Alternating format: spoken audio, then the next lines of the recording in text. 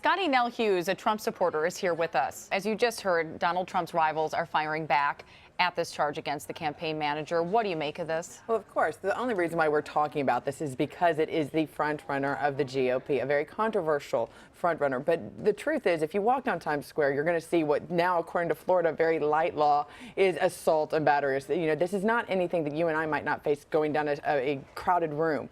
The problem with this is it's really going to have a long-term effect on how open presidential candidates are going to be to the press. Mr. Trump has been known for frequenting around after a press conference, talking to people, working the room, just saying hello, not necessarily having the security. He is a Secret Service nightmare in this case.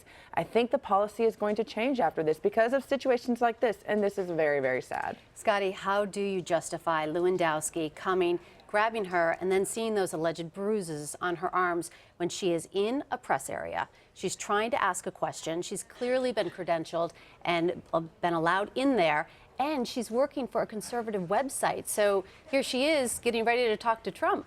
In the very conservative, the key is we don't know necessarily. Had she asked to have a one-on-one interview, had she gone through the proper channels and said, hey, can I talk to Mr. Trump? Or said, Corey, can I grab him for a few minutes and but we don't always do that. I mean, if you get the opportunity, you go up and you ask the candidate a question. That's what we do. And she's one of the best. Michelle Fields is a good friend, and she's very aggressive, and she is good at getting the story and getting her question, as the audio will back up. What we don't know, however, is I think it's interesting, not in there accusing either way, but she did not immediately go and file an assault. And if you listen to the radio, the actual interview that she said afterwards, or her words afterwards, she just said, oh, that was very surprising. It wasn't like she was really distraught. And in a crowded room, if this was such a charge, if she was so hurt, if she was so upset, why didn't more people come to her defense right there besides maybe one or two that we're hearing from? It took us days to get the videotapes even. You didn't have people whip out their cameras. You didn't have people stop Corey and say, Corey, why did you assault her? You didn't have people stop Mr. Trump. This started to grow on social media first after her tweet and after her filing charges down the line. I think this is much to do about nothing. This is just another attempt to smear Mr. Trump. Do you think other reporters should be fearful now if they are not known by Mr. Trump and they're going up to ask a question in a press area? Well, I have to tell you, Michelle Fields is very much known in the conservative market. But that's what we keep hearing, that, oh, Mr. Trump didn't know who she was, and Corey Lewandowski didn't know who she was. And here you are saying she's very well known. And in a press area. In a press area. And no, and I don't think we should have to. And let me just say, I think this all could have been prevented if immediately out of the course, Corey would have just said, I'm sorry. If this happened, I apologize. I was just trying to keep Mr. Trump on task and get him out of the room. It's amazing how much an apology will go for in a long way. But for some reason, that doesn't happen, and you had this back and forth war, and now it's not necessarily been about the event that happened. It's been about how can we smear both sides either way from both sides. And I think that there's no way to win that. But that's, as you see in the video, he goes up, and it looks like he's almost going for her specifically there, that he's lining up and targeting and trying to pull her away in that. You said he should have come out and said he was sorry. He went exactly the opposite way and said, I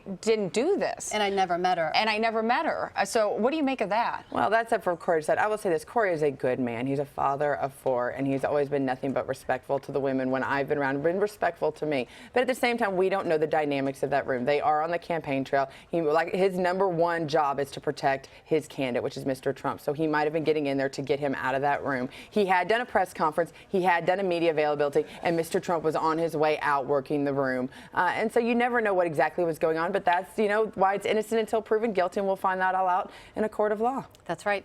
Now, Trump has made no secret of his disdain for the media. Does he need to change that going forward? Well, what candidate does it? You know, I love the ones right now that are embracing us. At the same time, they turn around and backhand us. You know, and that's just unfortunately the culture that this political campaign has created on this one.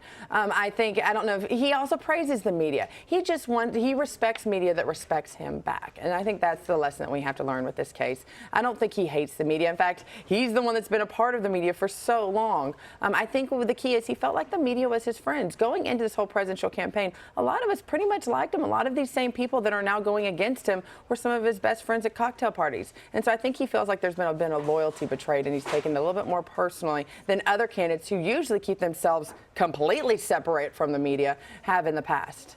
Scottie Nell Hughes, thanks so much for being with us.